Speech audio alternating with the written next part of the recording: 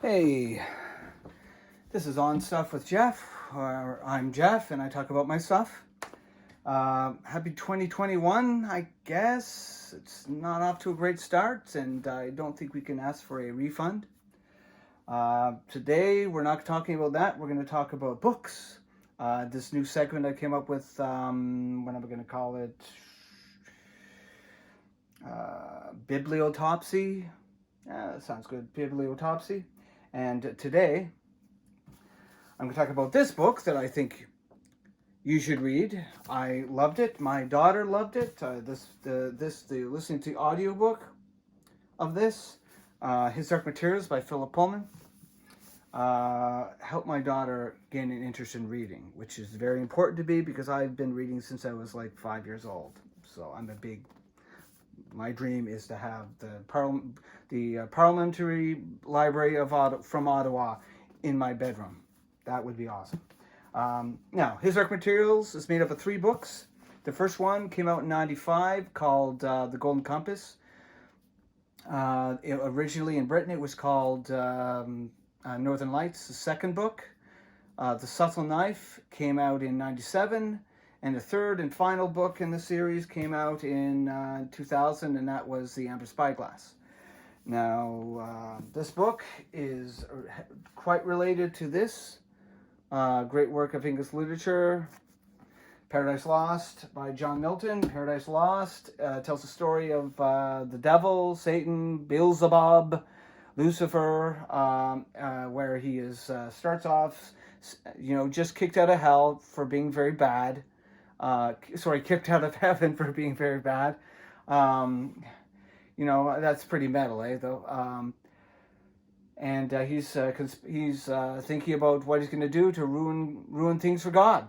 So he comes up with the idea to tempt Adam and Eve by getting one of them to eat from the tree of knowledge of good and evil. And because Adam and Eve have it pretty good. They're childish. They just have fun. They just wander around. They talk to God. Everything's fine. If they were to eat from the tree of the knowledge of good and evil, then they would basically become adults and become more self-aware. That would suck. I'm sure most of us. Part of the appeal of Eden is not having to deal with the stress of normal life. But this is life. We have to deal with things. We can't just go back to an earlier state in our lives and pretend that nothing, everything's gonna be the same and we don't have to be responsible. We don't have to do things. Everything's gonna be done for us. Well, anyway. His Dark Materials. It's a 3-book series about a girl, Lyra Belacqua, who has a prophecy about her. The prophecy says that she's going to free mankind from predetermination, from destiny, that mankind will finally be truly free, where our lives are not already written. And again, I'm just going to explain to you the stuff at the beginning. This may not be how things turn out by the end of the story, because it is. The book is written, with young adults in mind, but it's not written under the presumption that just because they're kids, they're not very bright. So this is something that I, as an adult, can love, and I really wish that I'd had this when I was younger. So Lyra has this prophecy about her. She's also an orphan, as far as she knows, and she only has one living relative, Lord Asriel, who is seems to be some sort of heretical scientist who's very passionate and driven. He's also quite mean to her, he speaks with a lot of disdain and, what are you doing, Lyra? Why, come here, I'm going to break your arm.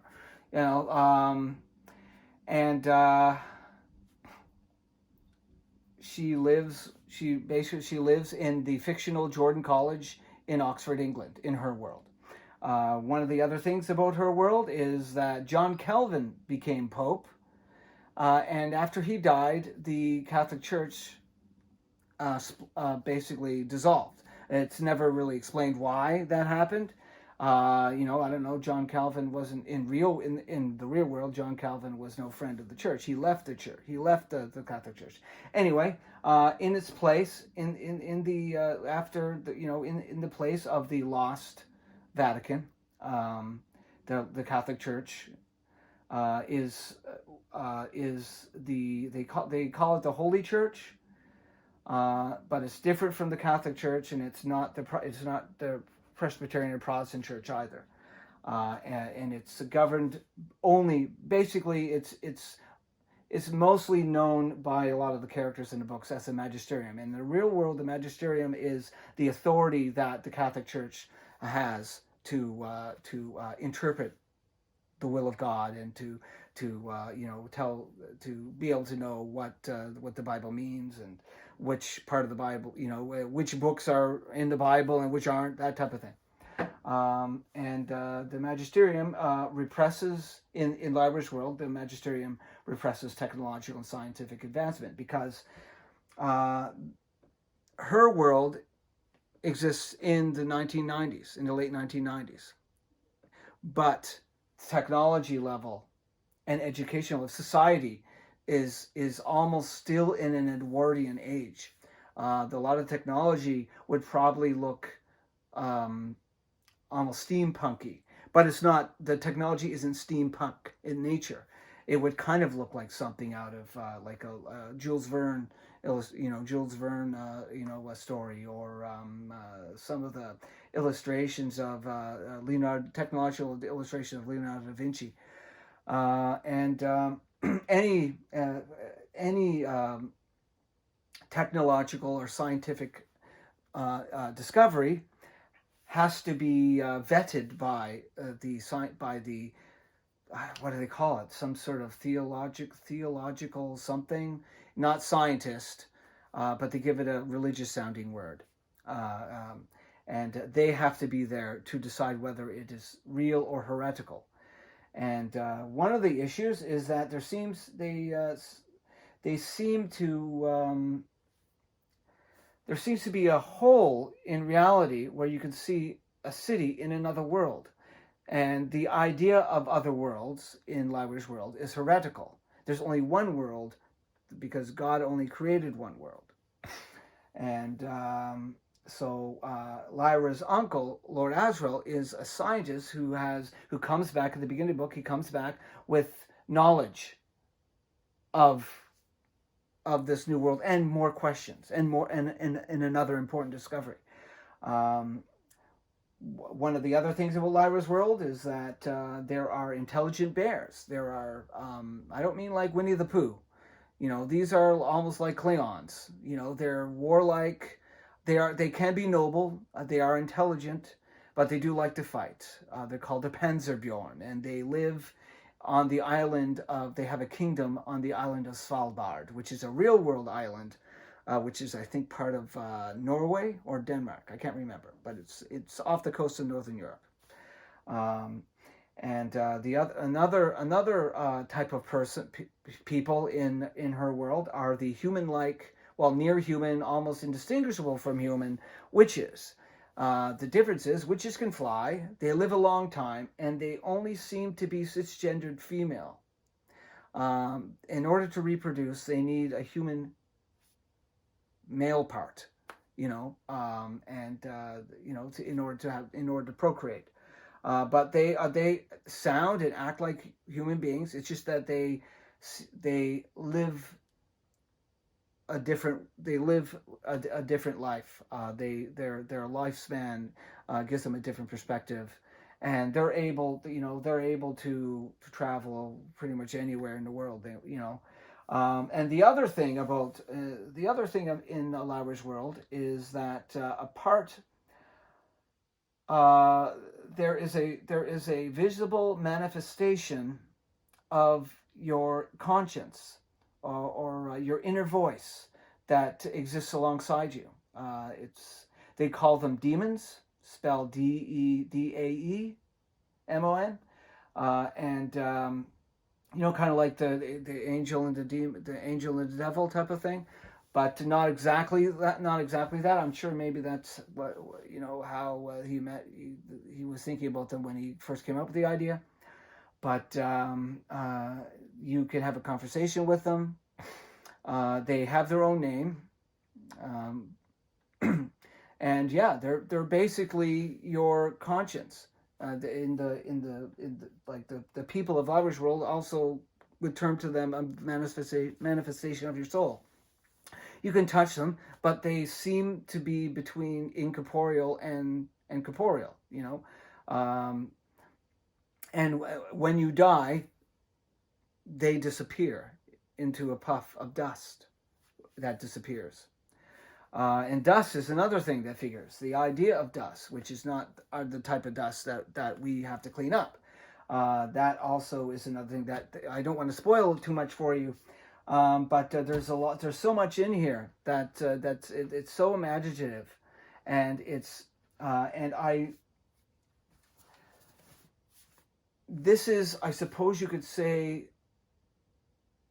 a work of spiritual atheism, in a way, because it still has the wonder and the idea of personhood and being it's you should read it. The second book, The Subtle Knife, he introduces another main character, Will Perry, who seems to live in our world in the 1990s in Oxford, England.